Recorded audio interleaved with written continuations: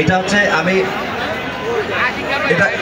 আমি ভাইয়া তোমরা আমি সরি তোমাদের 2 দিনের সময়টা বেশি দিচ্ছি তোমাদের জন্য লেখা, যারা এই রাজপথে জুলাই বিপ্লবের সময় পুরো জায়গা দখল করে একটা বিশাল লড়াই ময়দান তৈরি করেছিল এবং জীবন এবং রক্ত তোমরাই দিয়েছে।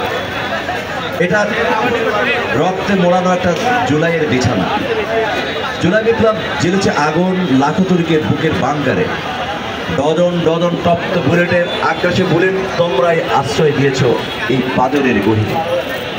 এলোমেলো প্রতিবাদের বন্যী স্ফুলিঙ্গ প্রতি ঘন্টায় পলায়নকরী ঘূর্ণিঝড় হয়ে চাপতে ধরেছে অত্যাচারের বিদায় কফিন।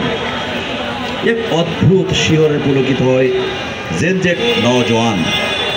জঙ্গল থেকে লোকালয়ে, আবডাল থেকে প্রান্তরে, তিতুমিরের আস্তিন ছিঁড়ে মুগ্ধের বুকে জড়ানো সফেদ কবিন এ যেন এক মহাপ্রলয়ের হ্যামিলন।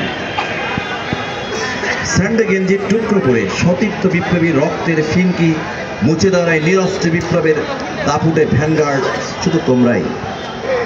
তবুক থেকে বালাকোট, তিয়ানামেন স্কোয়ার থেকে গাদা প্রদীপ, গদারির লাঠিয়া রাজপথের কুড়িয়ে পাওয়া ইটের টুকরো দিয়ে তোমরা যাপন করলে বাংলাদেশের ইন্তিফাদা, এক দুরন্ত রেড ফ্ল্যাগ মুভমেন্ট,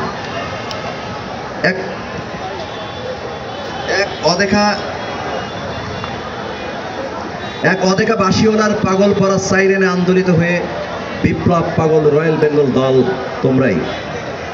অত্যাচারের কাঁচি দিয়ে কাটা সাবমেরিনের কেবল তোমরাই বারবার জোড়া দিয়ে পাঠিয়েছ লাল বিপ্লবের খুদের বার্তা। স্কুল ব্যাগে লুকিয়ে রাখা মায়ের মুরগির পুটলি খুলে এসব বিপ্লবীরা কিশোরের রাজপথে যে পিকনিক করেছে, অসভ্য কদর্যতায় বারবার ভণ্ডুল হতে দেখেছে সারা বিশ্ব। এদের স্বপ্নের দোতায় একদিন ঠেকে যাবে অত্যাচারী শাওলার সব আস্তরণ।